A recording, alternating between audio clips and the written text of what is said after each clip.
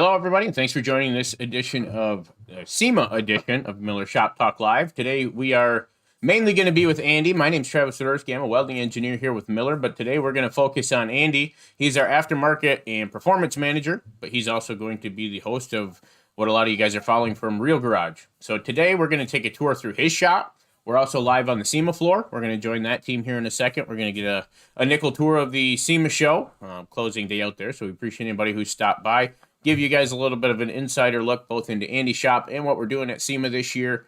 We are live with Andy as well, so anybody who is on YouTube, you guys can comment in. James is going to be on that line. He's going to be your direct connection to us. So if you have questions for Andy along the way, either about the show, his shop, welding in general, or questions about the SEMA show, we can relay those. For anybody out at the SEMA show, we've got Josh and Rex out there. Like I said, we're going to take that tour here in just a minute and talk to those guys. But Andy, you want to give us a little bit of an introduction of who you are, what you do, and what is Real Garage for those who are just getting started? Sure. Yeah, my name's Andy Weyenberg. I manage the aftermarket performance and motorsports areas of Miller Welders. Primarily started out doing the motorsports marketing and managing all the motorsports, but since the aftermarket and performance industries are so closely connected to it, they're like first cousins. So I kind of broadened my scope to encompass a lot of that industry as well. We developed the Real Garage show to really help engage our customers, using their welding equipment. We know that a lot of people buy welding equipment and they may have bought it to, start a hobby. They may have had a specific need for it. And then sometimes they don't go back to use their equipment for a while just because they may not know what they might want to do, or they don't maybe have the basic skill set in some of the fabrication to use their machine. So, one of the cool things about working with welding equipment to me is the fabrication that it gets to get to that point where you need the welder. And I've been building cars, mostly race cars and high performance street cars, my whole life. I mean, as far back as I can remember, when I was 14, I was already tearing cars apart. Not to my father's liking, but did you put them back together? Well, correctly? when I was 15, I started putting them back together. But as long as I can remember, since I was 14, that's all I asked for presents, whether it was Christmas or birthdays or whatever, was just give me tools. I don't want anything but tools. So I've been embedded in the motorsports industry for a long time. I built my first race car when I was 15. My first street car I bought when I was 15. So it just was a natural fit for me. My dad owned a welding business, and I learned welding from my father initially, and it was a means to an ends for me, like it is for a lot of people. It's part of what I want to do, but it's not the whole part. I needed to learn welding so that I could build my cars and fix them whenever I wrecked them, which I did pretty good at. I didn't want to take over the family business, and I joined the Army instead in the infantry. And then when I got out, I took my college money and went to school for electromechanical engineering, and darned if I didn't get a job at a welding company. So, fast forward to today, as long as I was working in the motorsports industry, Miller saw a need in the motorsports marketing, and I have since took that over. And that was been about, 20 years ago. So I've been embedded in motorsports from the welding aspect ever since. And I think, I was similar to what you are, and, I was taking things apart when I was really young and putting them back together, learning how they work.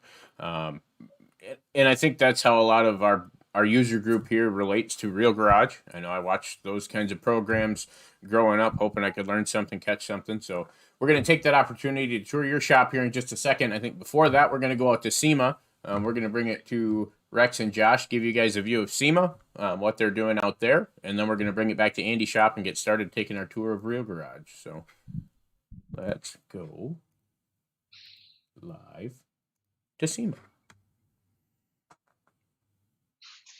The man of the hour. Welcome, everyone.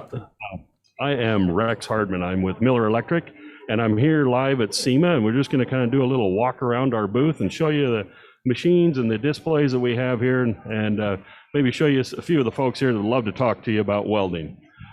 So first off, we're going to come over here, and we have our fun little rover guy down here, which we are giving away. If you want to stop by the booth and enter to win this nice little rover cooler. Nice thing about this, it'll bring your cold drinks to you while playing music. It's kind of a fun little deal. So come on down and enter to win the rover. On this corner, we are featuring what we call our Multimatic 220 AC/DC. This machine will do stick, TIG, and MIG. It'll do your aluminum. It's very, very capable, especially for maybe an entry-level all-around machine to allow you to do the little projects that you have in your garage or in your shop. Next to it, we have a little bit bigger brother. This is called the Multimatic 255. It is stick, TIG, and MIG as well, but it doesn't do the aluminum side of things. It's a DC-only machine, but very capable. One thing that's unique about this, in a small case, it allows you to do some pulsed MIG welding. If you don't know what pulsed MIG welding is, please stop by the booth and come talk to one of us. We'd be happy to kind of go through that and explain that to you. Looking kind of into the booth, you'll see some displays here for gloves and helmets and all your PPE. So come on down, check it out. We like to weld, but we want to be safe doing it as well. We'll kind of come around this way. Got a nice wall of welding helmets. We've got them all the way around us here, several different displays. Lots of interest. All right, so in this corner, just to kind of showcase, we've got a plasma cutter 625, capable of doing 5/8 material. Nice little unit, compact, but it really packs a punch. Right next to it, we have what we call our Millermatic 211. Millermatic 211 is a wire-only machine, but it does feature the ability to go off of 115 or 230-volt power. Great little unit. So we'll kind of pan over here. You're good, sir. We have another Multimatic 220 in this corner. One of our guys here is talking about all the features and benefits of that Multimatic 220 AC/DC. Kind of walk around a little bit more over here in this corner. We also have another a little bit smaller cooler. This one doesn't bring the cold drinks to you, but will keep it cool. So come on down. This is another giveaway. So enter to win one of these nice little coolers. And if you have questions, please don't hesitate to ask. Thanks, Travis. Yeah, we appreciate the tour. Like I said, if anybody on YouTube has a direct question for SEMA, we can relay that message as well. I see we've got some coming in for Andy in the welding side as well. So we'll go back to Andy's shop. Before we kick off, Andy, James is back with us, and he had mentioned the other day he was working on the frame rail, but he's a 15-year-old that's getting out in the shop with a 220. Concerned that the auto set feature and that machine being as easy to set up, is that a problem for him as a younger person?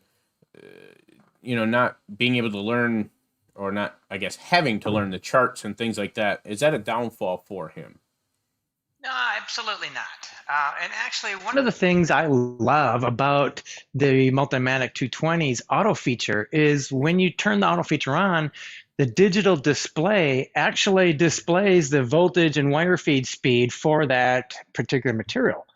Now, you saw Rex just a minute ago show you the Millermatic 211. Now, its auto set feature, and actually even the adjustments on the machine, they're not calibrated in volts and wire feed speed. They're just a reference number. The volts go from like 0 to 10, and same with the wire feed speed. So you really don't know exactly what you're welding at, okay? Because they're just reference numbers. But when you get to the Multimatic and you see those numbers come up on screen, you're kind of, subconsciously, you're knowing those ranges, right? So you might see that you're welding, 1/8-inch material at 18 volts, and I'm guessing 300 inches per minute on wire speed. So that's the cool thing about it, is it actually shows you what you're welding. So then you can turn the auto set off and go strictly manual, and it'll give you the flexibility to go all along the whole spectrum of that machine. So I think it doesn't. Actually, what I think the auto set does for you is it gets you in the proper welding window so that you don't have to worry about the settings and you can start working on your technique. Okay, and that's one of the things that frustrates beginners is they don't know how to get the machine set properly, so they never get to this point where they're actually working on technique. So that to me is a jump starter, because you can always go back and learn the specifics of the settings, but the technique is what you really want to get down pat first. Yeah, and I think I would piggyback off that too and saying learn how to use it and then really start learning what each of those truly does. Once you have that technique down, you know how to operate it, then start to go back, pay a little bit more attention and learn how to use it. And then you can start fine-tuning and tweaking it a little bit more to exactly what you're doing. So yeah, again, we appreciate the questions. Anybody out there on YouTube, make sure you file those into James. He'll get them to us. Anybody at SEMA, do the same. But Andy, this one we're looking to take your tour through the real garage. So we're gonna turn it over to you for the most part. Like I said, I'll interject with some questions that we get from the crowd, things that we see in your shop. But for anybody who's watched Real Garage, you get a little bit of an inside look. And for anybody who's just joining us and learning about Real Garage, Andy, why don't you let them know kind of what is Real Garage, what are you doing, and where are you headed? Yeah. So I guess the baseline here is we ultimately want to give our viewers enough information so that they feel comfortable working with not only their welding equipment, but the equipment they need to maybe fabricate things. So welding is a small part of, the big picture. Now you may have bought a welder because you had to repair something was cracked or broken and you fixed it. And then sometimes we find people, they don't use their welder for long periods of time. They might want to, and they love looking at projects, but how do you get from conception to the welding part and fabrication part to the end? And that's what I like to show on our Real Garage show, especially on the cars. You can look at all other car type TV shows and you see a lot of arcs and sparks, but like the previous question is, how do I set my machine? Where do I set my machine? Yeah, I see the blue box in the corner and I know that it can do the job, but how do we actually set the machine to do that? So when I'm working on parts of my car build, I talk about the material thicknesses. I talk about the type of material. I talk about what I'm setting the machine at. So you actually get more of a foundation. And I think that'll help you in the long run, work through the fabrication. Now, I realize that there are a lot of highly experienced people out there that may think this is kind of simplicity, right? It's simple, you should know that, but this show is for everybody. I'm not saying I'm the best fabricator in the world. I started out fabricating race cars, and I kind of transitioned into street cars and performance cars. I don't do complete restorations anymore because the time is too time consuming. Ultimately, when I'm done with the project, it's too beautiful to even drive, and I don't like that. I don't build trailer queens. I build cars that are go cars, and that's kind of, I think I said that in the first episode of Real Garage, that this is going to be a go car, not a show car. I like my cars to look good and be functional, but ultimately I drive the wheels off of them. And I think most people want to be able to use their vehicles. So the other thing we like to do, again, I talked about projects, we deviate off of the car build. The car, it's not all about the car build. It's about learning how to weld, learning how to fabricate, kind of hopefully enticing people to get out and design their own projects. A lot of the projects I build are, I think, unique. Sometimes they're not unique, but it's just my spin on how I put my projects together. I use different materials. Some materials I use steel. Some materials I use aluminum. You'll find out that I love working with aluminum because it's lightweight. I don't have to paint it. It looks good in its natural state. So, you'll find out and that you're a race car guy, so that's all coming out. Yeah, and I love the race car stuff. So yeah, so that's kind of the baseline of it. Is we want to show some welding knowledge, fabrication knowledge. We want you to be able to use your welding equipment that you own to get, kind of complete your projects. Another cool spin-off of what we do too on the show is we go visit some of our partners, some of our influencers. We go to some of the race teams. We visit some of,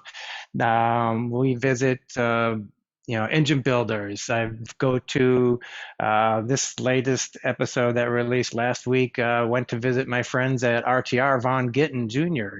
He's the king of drifting. So we get to see some of those people, how they use their machines and how they build their projects. So kind of a little bit of variety show, if you will.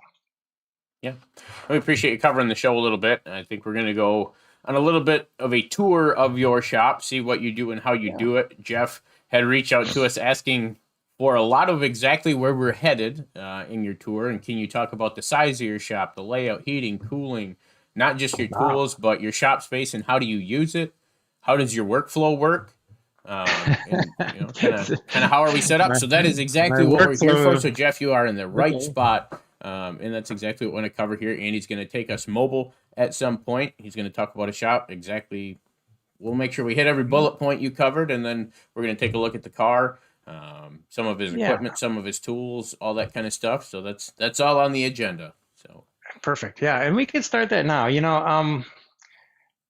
About 4 years ago, I moved. I was in Charlotte, North Carolina, and I had a good bit of land there and a big building. I used to build race cars. But when the economy crashed, I kind of sold a good part of that stuff off, just to kind of keep my other stuff afloat.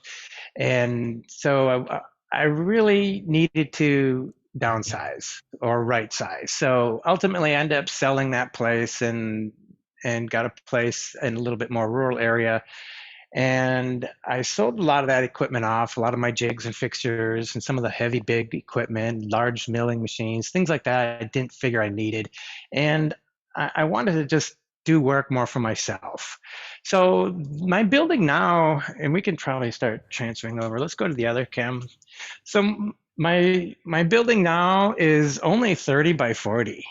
So I thought I had sold off enough equipment that I could manage in a 30 by 40 area.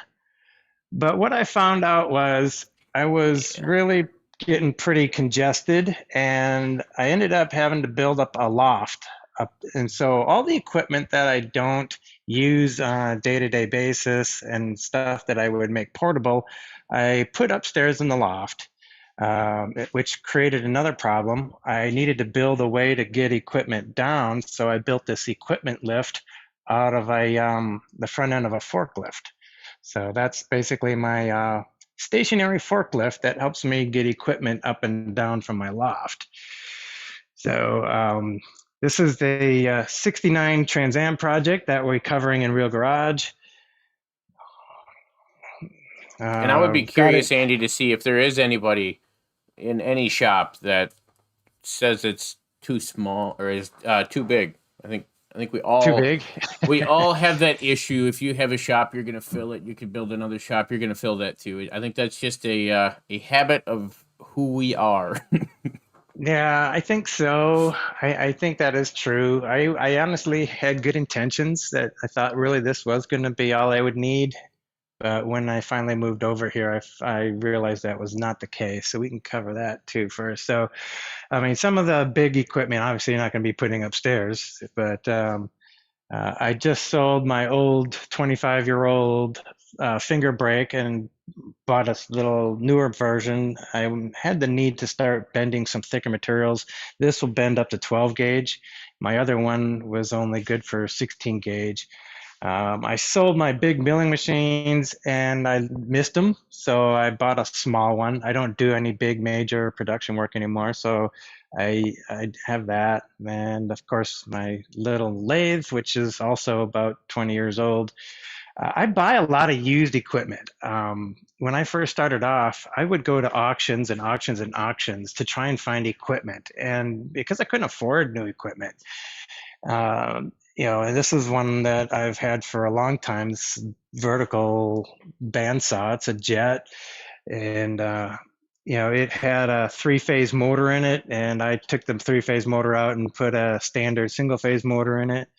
But a lot of my equipment I bought used, and then over the years, I would just step up to something a little newer and step in a little newer. So, I mean, I'm not afraid to say I'm over 50. So this has not happened overnight for me. But I like building projects that help optimize my garage space, and that was out of necessity, right? So this is one of those projects. This is one of my slip rolls. I was always dragging this up and down from the loft. And so that was kind of a pain in the butt. So I built this heavy duty swing out stand. Then it locks in place with some locking bolts, and it's extremely sturdy, and also it folds away, so I don't have to interfere with the operation of my stomp shear. So that's kind of one of the projects. Here's another project. I like optimizing my wall space. There's over a dozen cords on this, and they're separated by these tabs. So you can pull one set of cords out very easily without having it intertwine with the other ones. Jack stands, there's another one that's a pain in the butt too. Jack stands never stack right, and they take up a bunch of floor space. So another one of my projects. And for whatever reason, they're extremely easy to trip over when they're sitting somewhere. Yeah. They grab your foot just right with that little handle. And there's some people that they make these hangers that they hang them sideways, but they actually stick out from the wall further that way. And so I decided to just make a dedicated stand for them. This is my redheaded girlfriend. It's a 1972 Chevelle. There's my wife. Yeah, we'll be clear with that. That's the car, and that's not a real skeleton that he's referring to. So don't turn him in. Yeah, that's right. No, yeah, please, no hate mail. But yeah, and that's one of my. This is really a daily driver. It's not.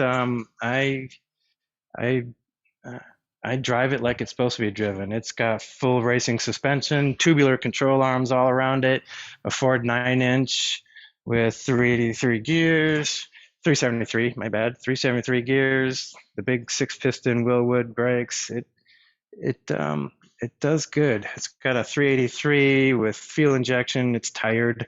That's going to be a winter project. We're going to put a new power plant in her. And upgrade the fuel injection to something a little bit more user-friendly. The Trans Am build, the 69 Trans Am, it's coming along nicely. Not as fast as I'd like, just because it takes a lot of time to film these things. Miller wanted to show the fabrication part of it, so it takes a lot of time to move cameras around, get everything set so you can actually see what's going on. But this season 2 that we just finished up filming, we put the front clip on, we put frame connectors in, built the majority of the roll cage. I still got some more bars I need to put in yet. I need to, we've got the four-link suspension mounts are in. The tubing that I'm using actually is called Docol. It's nice and shiny, which I like because the preparation for welding is minimal. Unlike chromoly, that when I'm welding chromoly, you've got to, take and dress all your weld joints up and take that kind of that mill scale off so that it welds good. But yeah, it's coming along not as fast as I'd like. So it's a fun project. Again, it's going to be a go car. I call this one the Mutt, because we're planning on making it able to run multiple types of courses. It's going to be street legal, I guess, from a loose term. I'll have 2 separate types of tunes for it, one that up to 700 horse and one that'll peak about 1,000. It's going to be a versatile piece so that I could take it autocrossing, road course racing, run it even on some grudge nights on drag racing. So everything I'm doing on this car is meant to be adjustable, which I guess brings me to the quick change. We're putting a quick change rear end in it. I still got a couple things I got to do to finish the rear end. I got the axles a few weeks ago, so I'll be finishing that. And I got a oil pump that's actually pinion driven that we'll use for recirculating the oil in the rear end. So that's Andy, while you're getting to the front side of the car there, we've had some comments coming back about your different real projects and how cool those are. And if anybody's got any ideas on that, we're going to have an email up here a little bit later. So if you guys have shop ideas that are a problem for you, let us know. But Andy, where can they get a little bit more info on those projects that you've already completed? I think you did a little bit more work on those as far as where people can come and try to duplicate some of that. So do you got some information? Yeah, on that's a what good, those that's a good projects are and question. where they can find them? Yeah, that's a great question. And here's a couple more. This is a PPE rack I made. Holds all my gloves, some accessories, all my glasses, my welding sleeves, and then all my hoods and jackets. So before I did this, I know my own faults. I like to stack stuff on stuff. But before I did this, all of this was hanging on bottles and stuff like that, or draped on the machine. Another thing I did too is I made a tray that actually secures to the top of the machine, because these are a lot of the tools that I use all the time. And ultimately, I throw them on top of the welding machine, and I know I'm not the only person that does that. So, you know, so instead of having the welding machine look like crap after a few months from stacking stuff on it, I built this tray, and it actually locks into place underneath the handle and in between the front and rear handle. So it's sturdy. I also added a locking mechanism here so that I can hold the door open and access the inside of the machine. So kind of the things that I just do to help me solve day-to-day problems. But if you're looking for this type of project stuff, you can go on Miller's website. Just go to Miller's website and then go to the industries page tab. There's a tab on the top that's industries, and if you scroll that all the way down to the bottom, there's a welding project section there. You can also look it up on YouTube, and there's individual welding projects on YouTube. But if you go to that industries tab all the way down to the welding projects section, under interests, you'll find that you can even download the plans for those projects. So that's an area that we call it like our what's in your weekend area. So you can download not only my plans from my projects, but also projects from some of our influencers too. So it's a real cool area of the website. There's another area of the website that is like a project submission site. People can just send in pictures of their projects. It's not as detailed as what we have in that other area, where we actually have PDF plans, we have the tool list, we have the material list, and then there's the supporting video on how we actually put it together. So that's an excellent section, and we plan on doing more of those. Yep, and James had dropped that into the chat for you guys that are interested in heading that way and looking at some of those projects. And like Andy said, there's a user submission side of things too. If you take some time to go through some of what our customers have built and what you guys are working on, and there's some incredible projects in that gallery that you guys can take a look at. So yeah, and I mean, even for the filming, I made a little cart to hold all my, this is simple stuff, right? It just holds all my cables. I can start with the cameras on them. It has a monitor I built a stand for on it. So, anything that I used to set all this stuff up separately before. And, whenever I set it up separately, I find myself moving everything around. I'm tripping over cords. And so I'm trying to alleviate some of my own frustrations. But anything else? Any other questions? Again, if anybody who's on the chat side of things, you guys can ask us pretty much anything, whether it's Real Garage, whether it's Andy, whether it's welding. We'll try to answer the questions that you guys have. Coming up here at the end, we're also going to ask you guys a few questions based on what Andy's taken us through here on the tour. You guys have a chance to win some stuff from us, so make sure you stick around for that. Make sure you're able to get into that chat log. For those at SEMA as well, again, we can answer your questions for us or for you as well in Andy's shop. But as we continue, Andy, I know we've talked a little bit about the car, where it's headed, what you've done. Do you want to talk a little bit more about, obviously we saw your tray there on the top of your machine. What is one of your main, go-to tools as far as, maybe welding equipment, some of it that's maybe not welding equipment related. What are your must-haves for the real garage? Or how you build? Okay, well, for me, and this is not a paid advertisement. The Multimatic 220 has really become probably my go-to machine as far as welding equipment goes. Um, I find that it's so versatile. I had MIG machines and TIG machines in the shop before, but I mean, as you can see, I've downsized greatly. This building is, I put this building up myself, and it's literally about 3 times smaller than the other building I was in. So, yeah, I'm having struggles with space, and so having one machine that does everything for me instead of multiple welding machines around has really helped me a lot as far as saving space and just the efficiencies. Another cool thing that I love about the Multimatic is that I can switch processes on the fly without even going back to the machine. So when I'm doing, say, maybe I'm tacking, let's say I'm tacking the roll cage in, I can do that with MIG. I'll weld some of it with MIG, I'll tack my bars together, and then I'll cover it and I'll go back over it with TIG. I should have put some lights in here so you can see. But so I can do that. I can weld those 2 different processes without even going back to the machine and changing my machine settings. So the machine has a feature they call Quick Tack. So if I pick up the MIG gun and pull the trigger on the MIG gun, it switches over to MIG.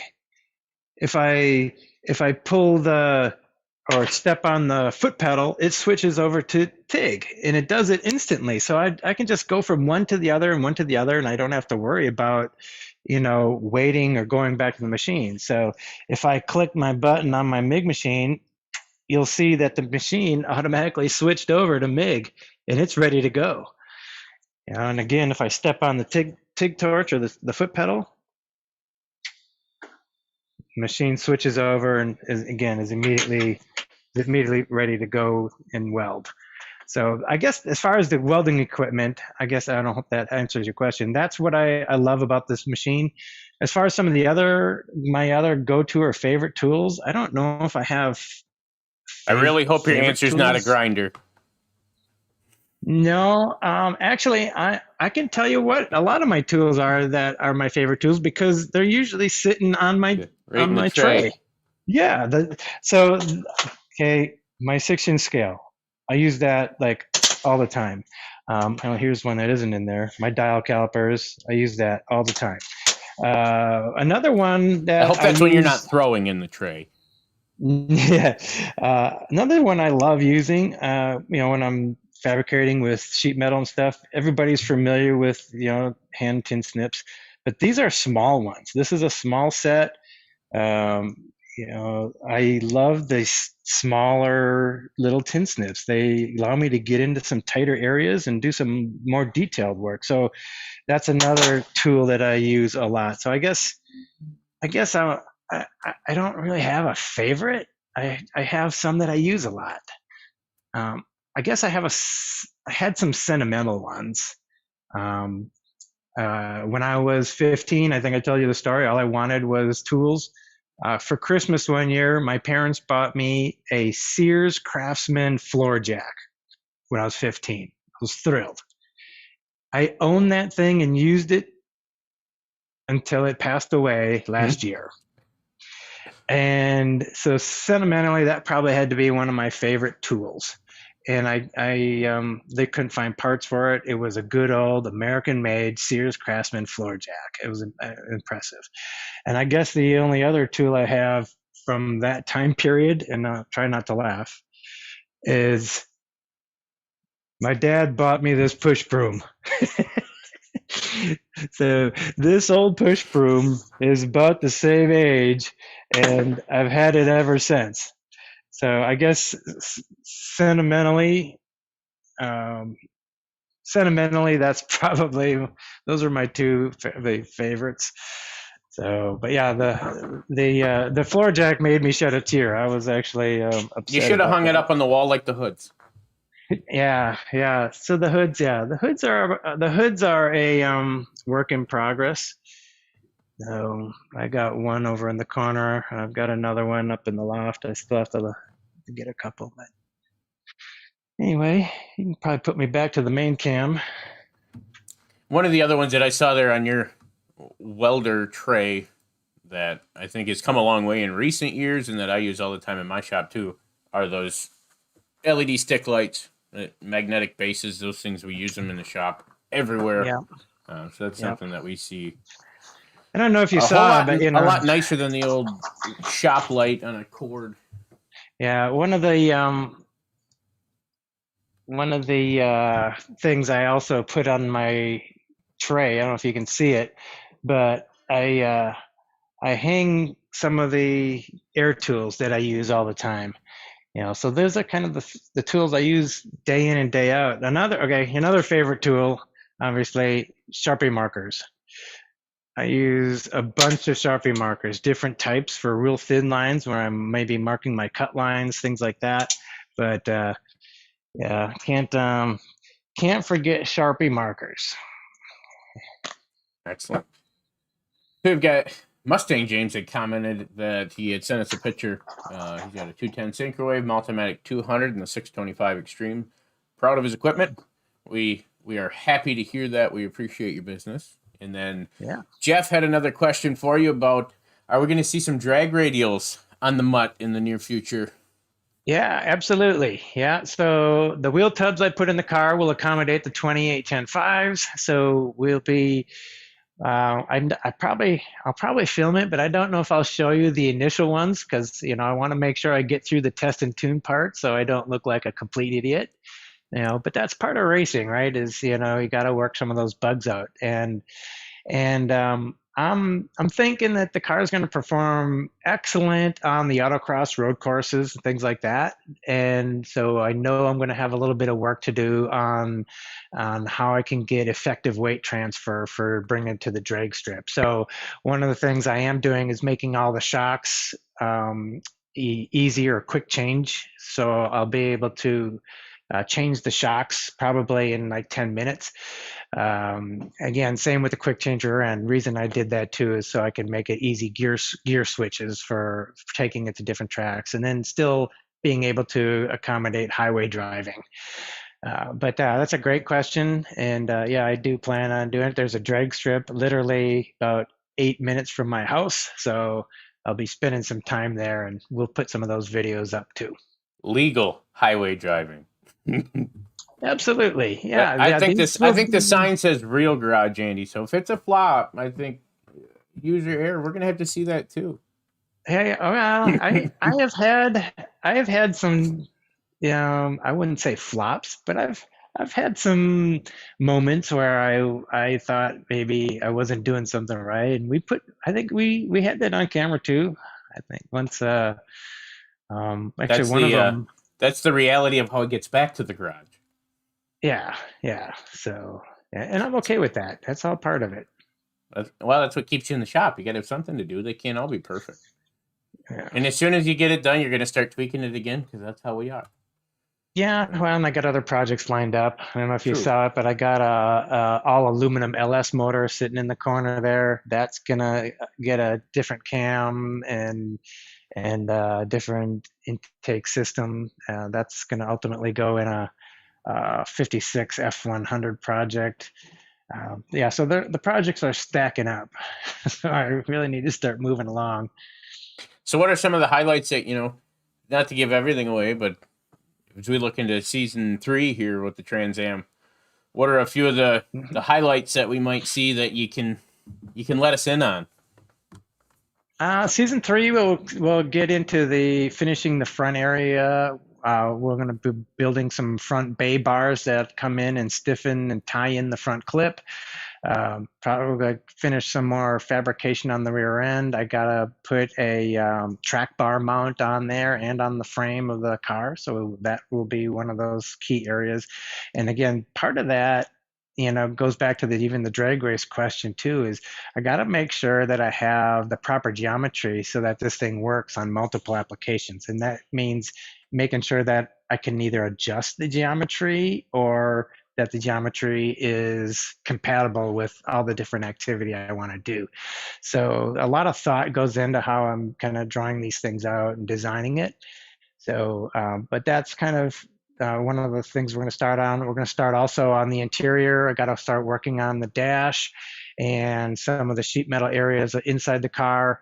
I've got to build a firewall between the trunk compartment and the rest of the interior, because I do have a fuel cell in the car.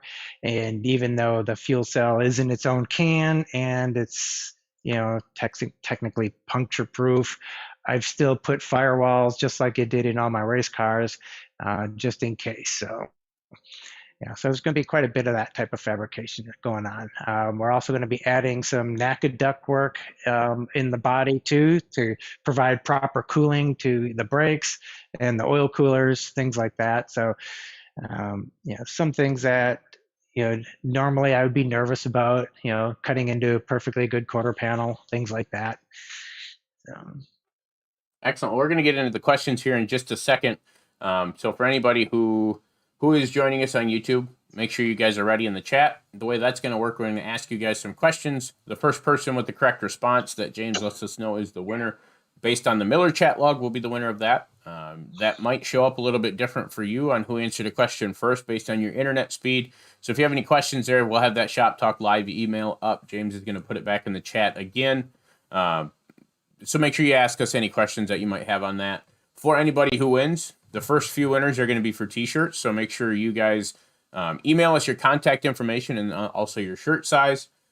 We appreciate everybody joining. While we get back to the questions, just before that, we got a couple more questions that came in for us. If you guys have a couple more, we can get to those before we go to the giveaway side of things. But again, we appreciate you joining. Don had asked a question, and I know, Don, I've kind of emailed and volleyed with you on this question a little bit. And I think this will be another one where feel free to email me at that Shop Talk Live. We can talk about it a little bit more, exactly what you're seeing, what you're thinking. But the question comes back to, have we ever heard of ground feedback or ground interference, where if your welding table and project isn't grounded well, that it can negatively affect your welder? Part of that question from my end comes back to if you're truly talking ground, or the technical work lead, or what we see as a ground clamp, or so we call it most times, which can definitely cause some issues. I'm assuming you're looking the weld circuit ground work lead, not necessarily grounding in the machine. Like I mentioned, that's all going to go through your primary power through your shop and all your local wiring. If you're truly talking to the project, that's something that obviously we can talk a little bit more about right here. But Andy, you see some ground feedback issues, not necessarily affecting, I think his concern is more the internals of the welding equipment versus his weld. I know we had talked a little bit about the arc and how that traveled in some of the past conversations I've had with Don. But what do you see as far as some internal pulling your service days back out?